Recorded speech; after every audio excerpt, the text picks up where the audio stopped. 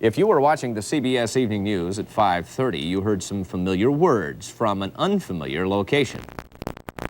Good evening. This is the CBS Evening News. Dan Rather reporting tonight from Sioux Falls, South Dakota. Well, it may have looked like the same newscast you see every night from New York, but tonight's broadcast was from Sioux Falls. It is part of a week-long focus on problems down on the farm.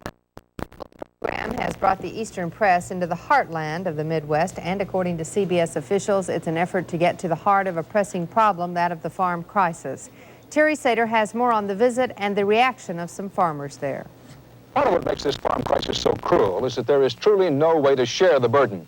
This is a plague that strikes one house and skips the next. 63-year-old James Kramer is one of those farmers Dan Rather is talking about. So far, the farm crisis has been planted all around him.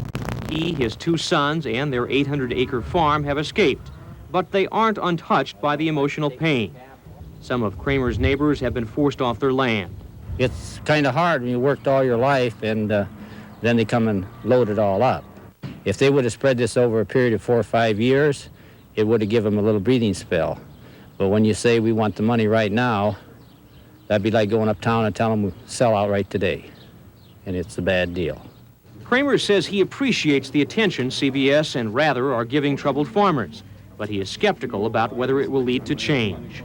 I do believe that the more attention that gets focused on the problem, the better people who are not in farm country understand that it's something important to them, that it does affect them, then the better chance that farmer you talk to will have of seeing some concrete action.